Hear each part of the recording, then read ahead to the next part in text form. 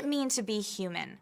This question can be deeply philosophical, and answers would most certainly vary depending on who you ask. But believe it or not, in a pair of recent Supreme Court decisions, the justices sitting on the country's highest bench have provided a remarkable clarification on this matter. The decisions in question were in the cases Carson v. Macon, which allowed for school vouchers to be used at the school of the parents' choosing, including religious schools, and Kennedy v. Bremerton, which allowed a school coach to pray publicly. Liberal reaction to these cases has been negative. Some analysts decree these decisions as overreach and warn the court itself risks eroding its own credibility. Others are just plain outraged. Watch. Historically, the court has said if there is government money going to religious institutions, including schools, that is a violation of the Establishment Clause. That idea is breaking down. For laymen at home who say, wait, I thought there was a separation between church and state here, in the most I know that's a simplification, but in the most general terms, what does this mean about how this court sees that division? Well, Jeffrey's exactly right. I mean, the old saw of a separation between church and state, which is based in the Establishment Clause, is breaking down. We're really seeing that it's not going to be there the more and more that this court erodes the Establishment Clause by elevating freedom of religious expression.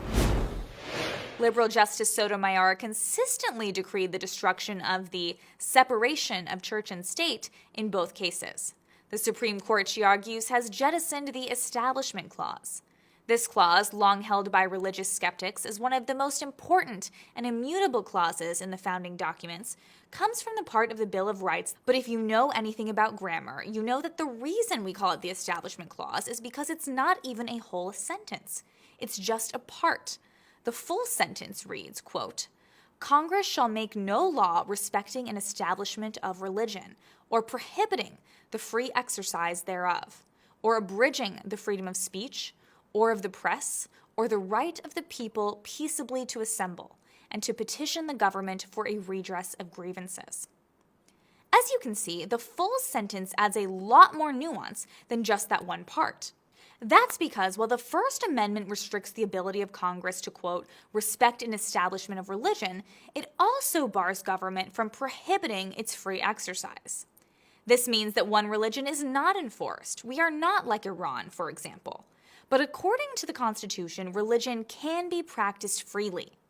This clause, referring to the free exercise of religion, means precisely that, freedom of religion.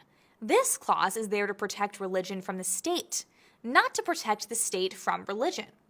But to leftists like Sotomayor, Kagan, and Breyer, those remaining clauses don't seem to exist at all.